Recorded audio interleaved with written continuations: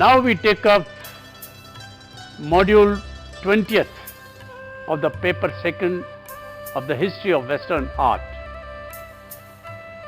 Hello friends, today we talk about Baroque architecture and sculpture. At the end of this module, you would know about the salient features of Baroque architecture and sculpture.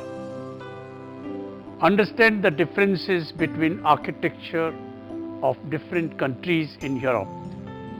Appreciate architectural and sculptural works.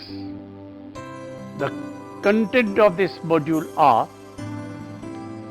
Introduction, Italy, France, England, Germany, Spain and Portugal, Baroque sculpture.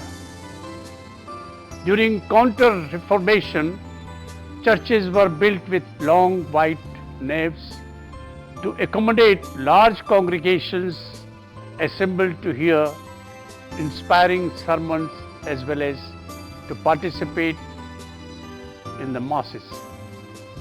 Decoration was not paid attention to in the 16th century, but 17th century and 18th century churches were opulent and given spectacular visual effects to heighten the emotional involvement of the worshippers. Baroque in architecture meant different things for different countries. We shall look at the different styles. Let us first look at the binding features that define Baroque architecture.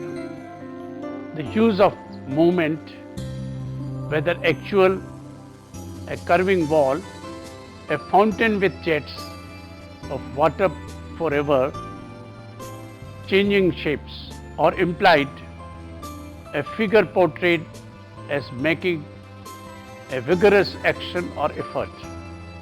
The attempts to represent or suggest infinity, an avenue which stretched to the horizon, a fresco giving the illusion of a boundless sky, a trick of mirrors which altered perspectives and made them unrecognizable, the importance given to light and its effects in the conception of a work of art, and the final impact it created. The taste of theatrical grandiose, scenographic effects, the tendency to disregard boundaries between the various forms of art and to mix together architecture, painting, sculpture, et al. With its origin in the Counter-Reformation, when the Catholic Church launched an overtly emotional and sensory appeal to the faithful through art and architecture. New and complex architectural plan shapes, often based on oval, begin to be used, marked by strong curves, rich decoration, contrast in lighting, curvaceousness, and often dizzying array of rich surface treatments, twisting elements, and gilded statuary and general complexity. Baroque architecture was all about creating dynamism in the space. It was also about working with optical illusion in building, making the building look grander through certain techniques. Another thing is that now the architect's role extended to creating a group of monuments or even an entire city.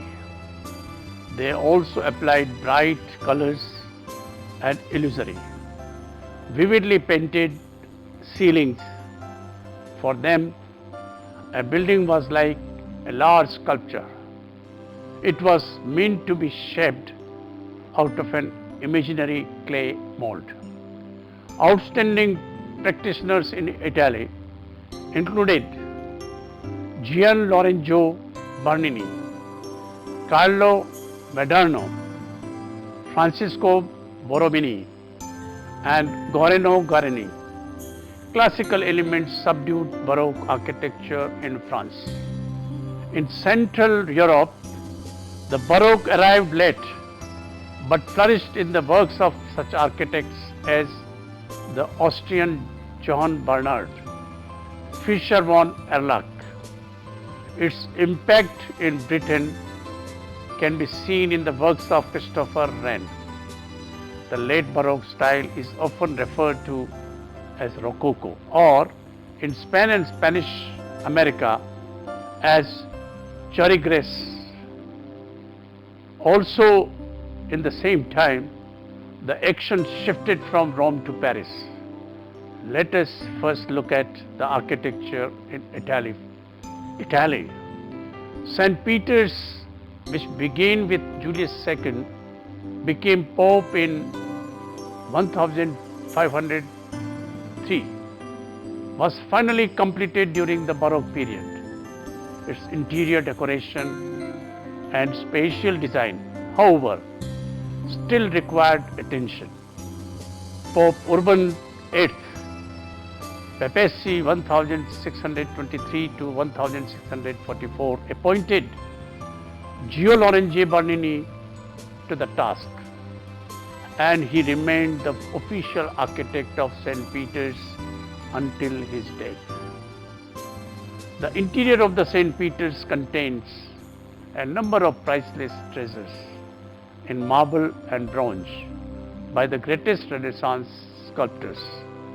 Works such as Pieta 1500 by Michelangelo, as well as Baroque sculpture such as baldachin and ceremonial canopy over the main altar, and the traditional chair of St. Peter, Cathedra Petit, both designed by Bernini.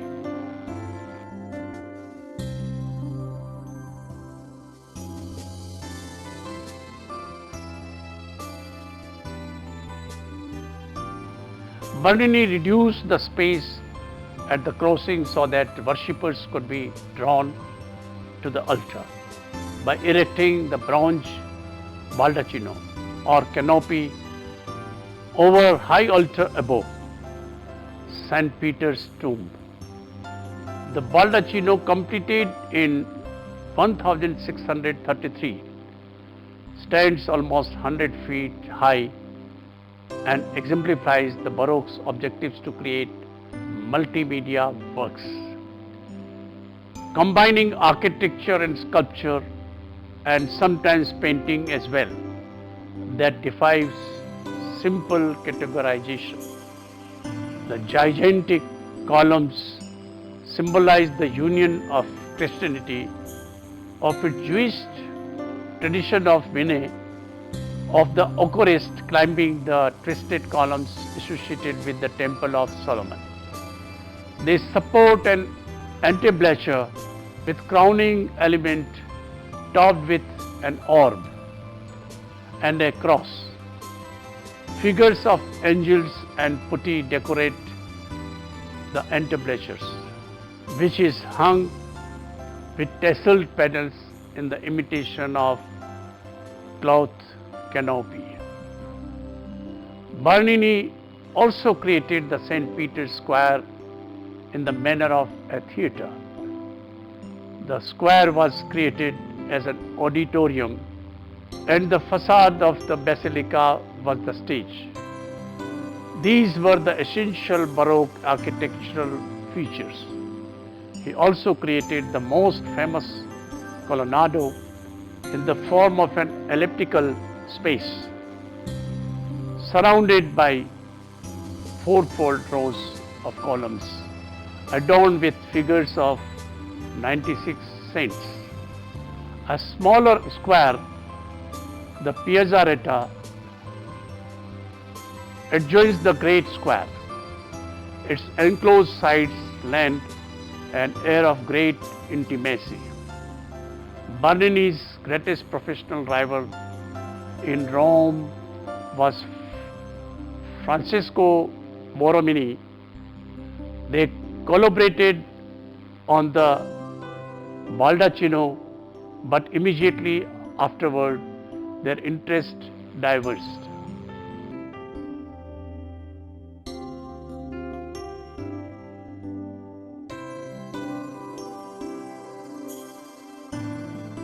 From about 1634 to his death, Borromini worked on the Trinitarian monastery of San Carlo alle Quattro Fountain in Rome.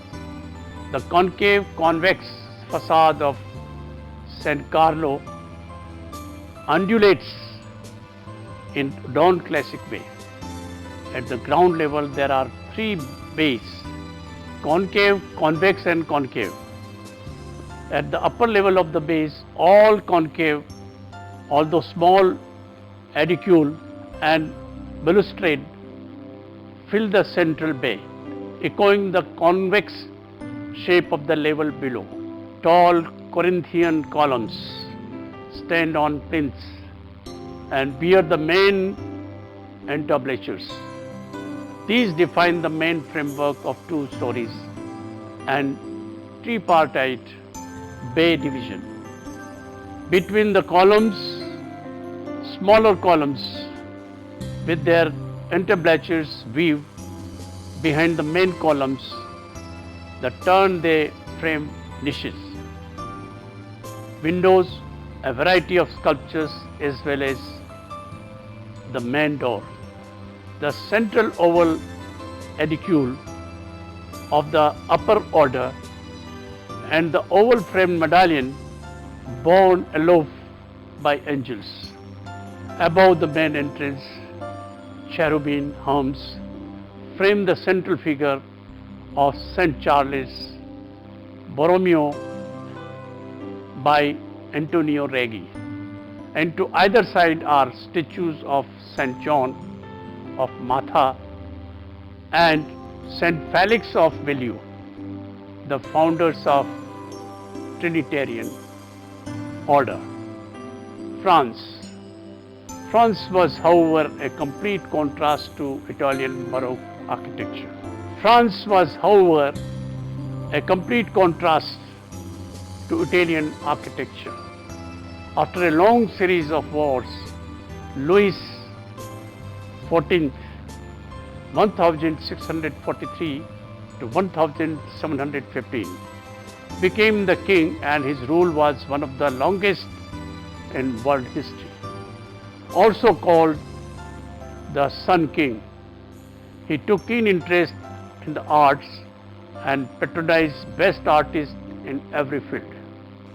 No wonder Paris would become the new seat of arts and culture, though at the hands of monarchy. An academy was established to create a national style which would reflect the glory of France and its king. While there were big architects like Solomon de Bruce, Francois Mansart, Louis Le Vaux, Jacques Lhermissier, Jacques Lhermissier, and greatest of them all is Julie Hardolin Mansart.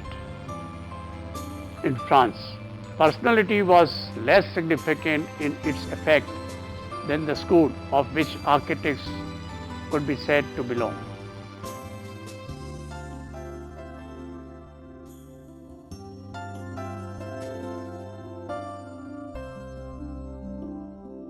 First big task undertaken was reconstruction of the Louvre, for which Bernini was called to Paris in 1665. He submitted many proposals, but they were all rejected, as they did not do justice to the existing structures. Finally, 3 men, a painter Charles Le Brun, the architect Louis Le Vaux, and Claude Perrault, a physician, designed the east facade with restraint and classicizing symmetry. This set of parameters for 17th century French architecture paired 2-story columns, separate the windows and are linked by a continuous entablature. Flat roof is hidden by a surrounding balustrade, which extends the horizontality of the building. The central pavilion, assembling a Roman temple front, is crowned by a pediment, which is echoed by the small individual pediments above the windows. The main floor rests on a ground floor presented as a podium. It is lightly rusticated. The blocks of masonry have roughened surfaces and sunken joints. The best example of French Baroque was the Palace of Versailles, the royal palace built by Louis XIX outside Paris. U-shaped mass with two long wings, disturbed hardly at all by the small. Low arcades on the main facade facing the gardens. L'Abbaye Vaux and the Charles Le Brun oversaw the interior decoration, and André Elie Notre planned the gardens. After Elie Vaux' death, Hardouin Mansart was responsible for the addition of long lateral wings, the renovation of Elie Vaux's central block on the garden side to match these wings. The Hall of Mirrors, designed by Hardouin Mansart, deserves mention here. The gallery has 17 large arched mirrors, which constitute a literal wall of glass. At each end of the hall of mirrors are the salons of war and peace, decorated with the relevant symbols. Foreign ambassadors were received appropriate salon to learn Louis' political intentions. Above their main entrance, at the center of the palace, was the king's bedroom. Here Louis enacted his daily ceremonies of Lever and Couture, which identified him with the rising and the setting sun. The French excelled at designing gardens. André Elie Notre posed order upon the vast expanses of palace gardens and park by using broad, straight avenues radiating from the series of round focal points, of which the palace was the center. On one side was the approach drive, the gates, the wide gravelled area for carriages, and on the other were lawns and parterres and flower beds in geometrical shapes, fountains, canals, and broad expanses of water. Beyond all this, the dark line of the wood pierced by long, wide, straight avenues, which were linked by circular clearings. He succeeded so thoroughly that his plan inspired generations of urban designers as well as landscape architects. England, with Christopher Wren as one of the key architects, London and England saw a great deal of Baroque architecture. After the Great Fire of 1666 destroyed large parts of central London, Wren was continuously involved in rebuilding the city. He built more than 50 churches, the biggest one of which was St. Paul Church. St. Paul's was a long nave and equally long sanctuary articulated by small domed bays. Here, Wren had combined all elements of French and Italian Baroque with elements of Renaissance and Gothic style. in the building of the basilica and in retaining the unity inherent in dome. Germany. The Baroque style arrived in Germany after the 30 Years' War and catered to the absolute rule of monarchs of Germany, like in France, Saint Michael Jesuit Church in Munich. The Palace of Nymphenburg in Munich is another example.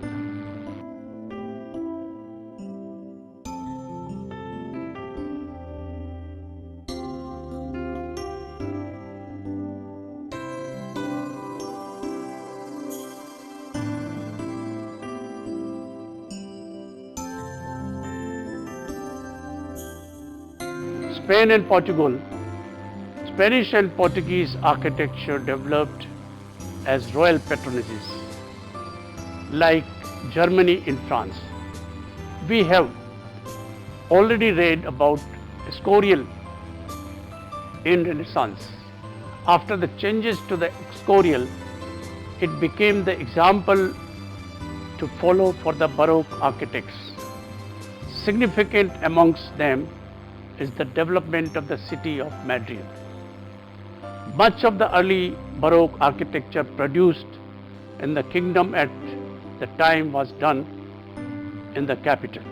Among the many churches that were erected during this time, the Collegiate of Saint Isidore bears special mention. A big feature of the architecture in Spain and Portugal was the use of Chirigarex style, which was characterized by animation of surface, play of light and shade, effects, and an exaggerated and sumptuousness of ornament. Polychrome religious sculptures by Juan Martinez Martin, Alonso Cano, and Pedro da Mena exemplify characteristics, effects of extreme realism and an inward spirituality. Examples of Chirigesque architecture include the Transparente in Toledo Cathedral and the Sacristy of Cartuja. The style was imported into the American colonies, where many examples of style can still be seen.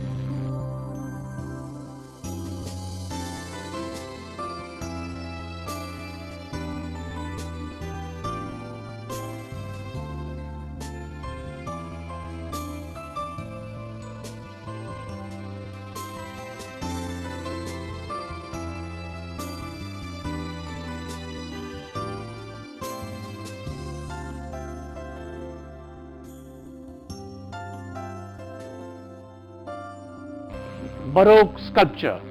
Baroque's period was not without its share of sculptors, but Gian Lorenzo Bernini deserves attention here, not only as an architect but as a sculptor. We shall come to him a little later and focus right now on how sculpture all over Europe was the same in this period as opposed to architecture and painting.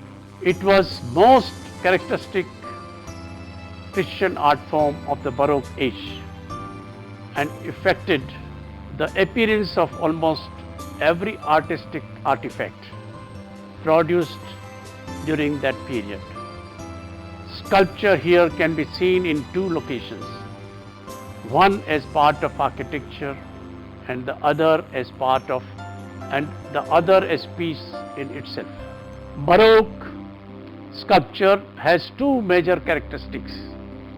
Firstly, it was technically perfect, and its use of curls or cloths and drapes. The other characteristic, and the biggest one, was the introduction of movement. figures are never depicted in stillness or in attitude of repose, but always in motion, and most typically at that moment of least equilibrium, which is the climax of a movement, the imperceptible but dramatic movement. For example, when a vaulter is no longer rising but has not yet begun to descend and is motionless in an attitude of potential in midair. Bernini's life-size David 1623 represents a narrative moment requiring action. In contrast to Donatello's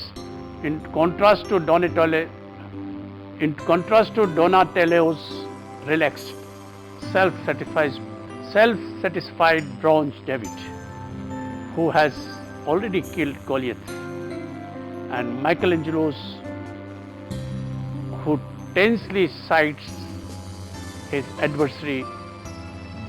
Bernini's is the midst of the action. It assumes the presence of Goliath, thereby expanding the space, psychologically as well as formally, beyond the sculpture.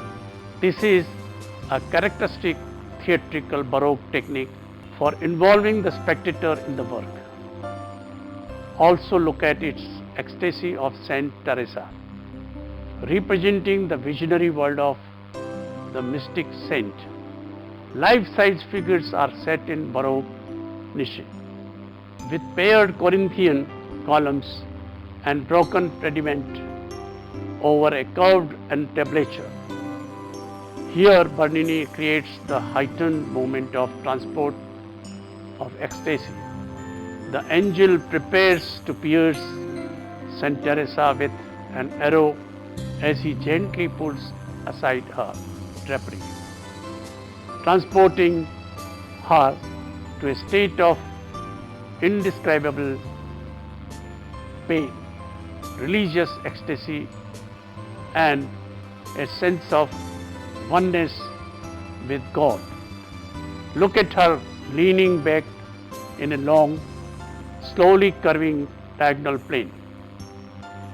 She closes her eyes, opens her mouth slightly, as if in a trance. Her inner excitement contrasts with the relaxed state of her body.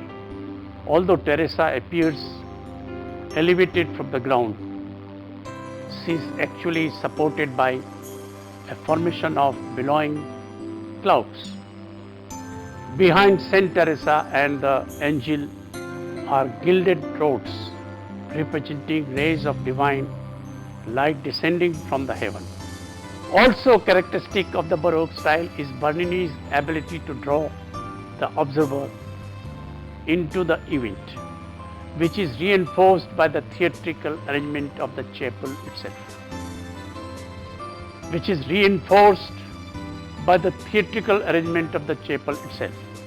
Onlookers feel, witness, and discuss Saint Teresa's mystical experience, just like theatre goers watching a play. Look at some more of his works.